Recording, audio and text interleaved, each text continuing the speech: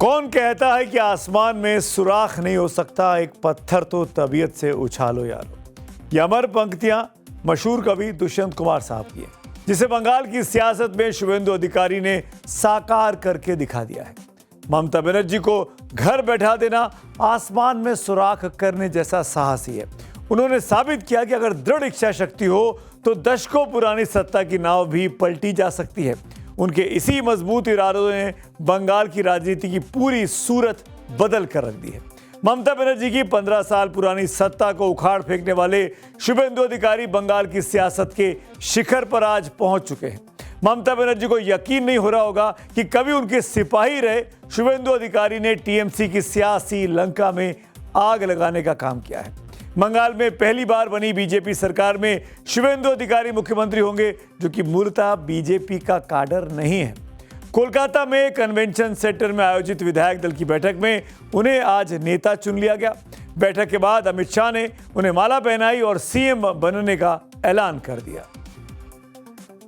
भाजपा के राष्ट्रीय अध्यक्ष जी ने मुझे और श्री मोहन चरण मांझी जी को केंद्र की ओर से पर्यवेक्षक के रूप में यहां भेजा था। अभी कुछ समय पहले ही चुनाव की प्रक्रिया पूरी हुई है। लगभग 8 प्रस्ताव और समर्थन प्राप्त हुए हैं और सभी प्रस्ताव और समर्थन एक ही नाम के मिले हैं।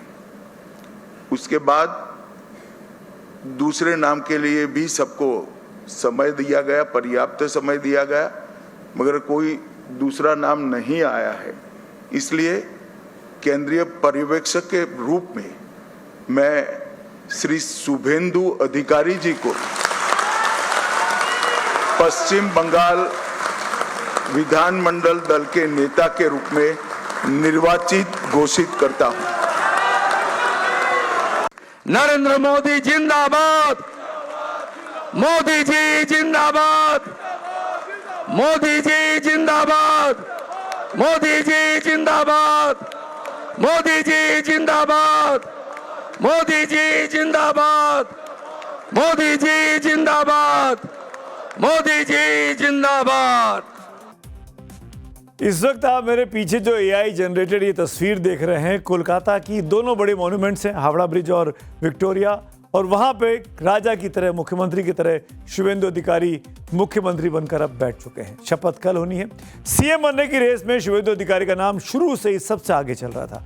आज सुबह जब अमित शाह कोलकाता पहुंचे थे तो एयरपोर्ट पर जिस तरीके से उन्हें शुभेंदु अधिकारी की पीठ थपथपाई, उससे साफ हो गया था कि दोपहर के बाद क्या ऐलान होने वाला। इन तस्वीरों को ध्यान से देखिएगा।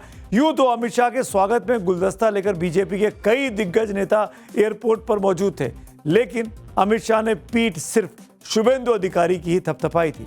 अमित शाह ने यहीं से मैसेज दे दिया था कि बंगाल के अगले मुख्यमंत्री शाम होते होते शुभेंदु अधिकारी हो जाएंगे। शुभेंदु अधिकारी कल यानी 9 मई को सुबह 11 बजे अब कोलकाता के ऐतिहासिक ब्रिगेड परेड ग्राउंड में मुख्यमंत्री पद की शपथ लेंगे। 9 मई का दिन बंगाल के लिए बहुत खास है, क्योंकि इसी दिन रविंद्रनाथ टैगोर जी की जयंती मनाई जाती है। इसी शुभ अवसर पर राज्य की पहली बीजेपी सरकार का शपथ ग्रहण समारोह आयोजित किया गया है। इस ऐतिहासिक शपथ ग्रहण समारोह में प्रधानमंत्री मोदी और अमित शाह समेत बीजेपी और उसके कई सहयोगी दलों के राज्यों के मुख्यमंत्री भी शामिल होने वाले हैं। देखिए, मैं तो बोलूँगा कि पश्चिम बंगाल में पिछले जो आज़ादी के बाद 47 साल के बाद पहली बार कोई हिंदू हृदय सम्राट बनने वाला है सीएम।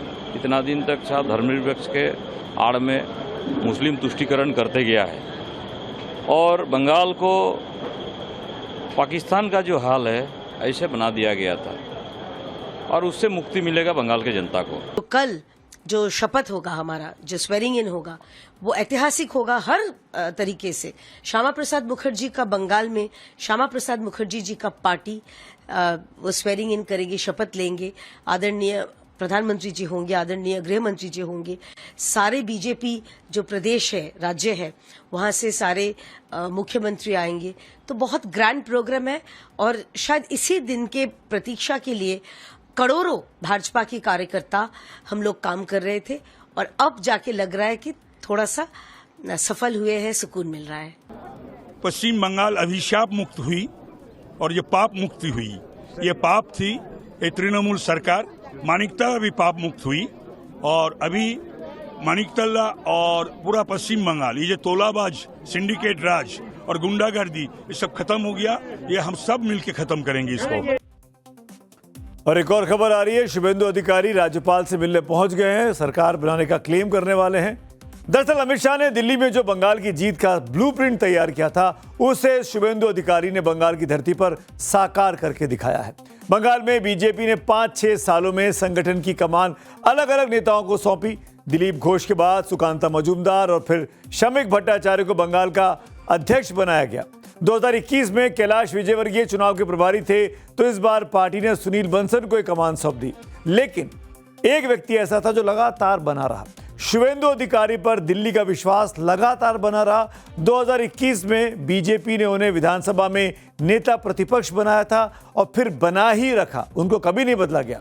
वो उस पद पर रहे और आज वो अभी भी जो उनका एक्स हैंडल है, प्रोफाइल है ट्विटर का, उसमें उनके नाम के आगे लीडर ऑफ अपोजिशन ही लिखा हुआ है। अभी इसको अपडेट करना बाकी है। दरअसल बीजेपी जानती थी कि विधानसभा हो या फिर चुनावी मैदान, ममता बनर्जी को उन्हीं की भाषा में जवाब देने वाला कोई है तो वो शुभेंदु अधिकारी ही है। राष्ट्रीय अध्यक्ष के प्रति आभार प्रकट करता हूं, अमित शाह जी के प्रति आभार प्रकट करता हूं। प्रधानमंत्री जी का आशीर्वाद लेते हुए विधायक दल का निर्वाचित हुआ हूं। सब विधायक का समर्थन हुआ। बीजेपी में डेमोक्रेसी है, सब विधायक लोग ने चुना।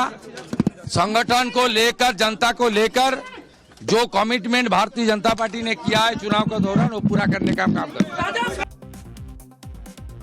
आज शुभेंदु अधिकारी पश्चिम बंगाल की राजनीति में सबसे पावरफुल नेता बन चुके हैं। बंगाल में टीएमसी के किले को ढहाने और बीजेपी को ऐतिहासिक जीत दिलाने में उन्होंने बहुत बड़ी भूमिका निभाई है। उनकी फ्रंटलाइन फाइटर की छवि के आगे ममता बनर्जी जैसी जमीनी नेता भी धराशायी आज हो गई। उन्होंने दीदी को लगातार 2-2 बार हराकर बंगाल की राजनीति में इतिहास लिख दिया है। ऐसा करने वाले वो देश के पहले नेता हैं जिन्होंने सिटिंग सीएम को लगातार 2 बार हराया हो। इस बार भवानीपुर से उन्होंने ममता बनर्जी को 15 से ज्यादा वोटों से हराया, 15,000 से ज्यादा। उससे पहले 2021 में भी उन्होंने नंदीग्राम से भी ममता बनर्जी को 1,956 वोट से हराया था, जिसके बाद ममता बनर्जी को भवानीपुर से उपचुनाव जीतकर विधानसभा पहुंचना पड़ा था और फिर वो मुख्यमंत्री बनी थी। पश्चिम बंगाल की सियासत में शुभेंदु अधिकारी की पकड़ बहुत मजबूत मानी जाती है। पूर्वी मेदिनीपुर और पुरुलिया झाड़ाग्राम में इलाके में उनकी सबसे गहरी पकड़ है। जानकारों के मुताबिक बीजेपी को 77 से 207 सीटों तक पहुंचाने की स्क्रिप्ट के पीछे शुभेंदु के सियासी कौशल का बहुत बड़ा रोल है। आज बंगाल जो 50 साल और उससे ज़्यादा कुछ नहीं मिला, आज वो बंगाल को हम लोग सब कुछ देंगे। And first and foremost law and order, महिला का सम्मान। माँ दुर्गा, माँ काली पूजा करते हैं, लेकिन असली माँ दुर्गा, माँ काली का सम्मान कहाँ है? तो सबका सम्मान, सबका सुरक्षा वापस लाना, ये हम लोग का वादा है, मोदी जी का वादा है। और हम लोग मोदी जी के सैनिक है, भाजपा के सैनिक है, इसके ज़्यादा हम लोग का कोई एक्सपेक्टेशन नहीं है। सिर्फ डॉक्टर श्यामा प्रसाद मुखर्जी का सपना साकार हो गया। शुभेंदु अधिकारी ने अमित शाह की प्लानिंग को बंगाल की जमीन पर उतारा। पूरे चुनाव के दौरान शुभेंदु अधिकारी 24 घंटे कमांडो मोड में दिखाई दिए। शुभेंदु के बुलंद हौसलों से ही ममता बनर्जी बैकफुट पर चली गई। पूरे चुनाव के दौरान उन्होंने नए बंगाल का एक नैरेटिव सेट किया। शुभेंदु ने बंगाल की जनता को विकास, शांति और सख्त प्रशासन का भरोसा दिलाया, जिसका इंतजार बंगाल की जनता बहुत बेसब्री से कर रही थी। शुभेंदु को अगर बीजेपी की जीत का आर्किटेक्ट कहा जाए तो गलत नहीं होगा। शुभेंदु ही वो शख्स थे जो चुनाव के दौरान ममता के बाहरी और बंगाली के नैरेटिव में दीवार बनकर खड़े रहे। चुनावी हलफनामे के मुताबिक शुभेंदु अधिकारी इस वक्त 57 साल के हैं। 31 साल के सियासी उतार चढ़ाव के बाद आज शुभेंदु बंगाल के सत्ता के शीर्ष पर पहुंचे हैं। वैसे तो शुभेंदु का सियासी सफर 1990 के दशक में छात्र राजनीति से शुरू हुआ था, लेकिन 1995 में उन्होंने अपना पहला चुनाव लड़ा और कांग्रेस के टिकट पर कांथी नगर पालिका के पार्षद चुने गए। जब ममता बनर्जी ने 1998 में टीएमसी बनाई तो शुवेंदु अपने पिता शिशिर अधिकारी के साथ टीएमसी में शामिल हो गए। 2001 में शुवेंदु अधिकारी ने मुखबेरिया सीट से टीएमसी के टिकट पर चुनाव लड़ा, लेकिन हार गए। इसके बाद 2004 में तामलुक सीट से अपना पहला लोकसभा चुनाव भी शुवेंदु अधिकारी लड़े थे और हार गए थे। इसके बाद 2006 में वो पहली बार कांथी दक्षिण सीट से विधायक टीएमसी के चुने गए, लेकिन उनके करियर का असली टर्निंग पॉइंट 2006 में शुरू हुए नंदीग्राम आंदोलन से आया। इसी आंदोलन ने उन्हें ममता का बहुत करीबी और भरोसेमंद नेता बना दिया। 2011 में टीएमसी की आंधी में लेफ्ट का किला गिर गया और बंगाल की सियासत में शुवेंदु एक ताकतवर नेता के तौर पर ममता के साथ उभरकर सामने आए। 2016 में जब दूसरी बार ममता बनर्जी की सरकार बनी तो शुवेंदु परिवहन मंत्री बनाए गए। 2018 में उन्हें सिंचाई एवं जल संसाधन और पर्यावरण मंत्रालय की अहम जिम्मेदारियां दी गई, लेकिन इसके बाद टीएमसी में अभिषेक बनर्जी के बढ़ते दखल से उन्हें साइडलाइन किया जाने लगा। शुवेंदु खुद को एक जमीनी नेता मानते थे, जिन्होंने नंदीग्राम जैसे आंदोलनों के जरिए पार्टी को खड़ा किया था, मजबूत किया था। उन्हें लगा कि अभिषेक बनर्जी को पैराशूट के जरिए उन पर थोपा जा रहा है। यहीं से ममता बनर्जी बनाम शुवेंदु अधिकारी के बीच एक सियासी जंग और टसल शुरू हो गई।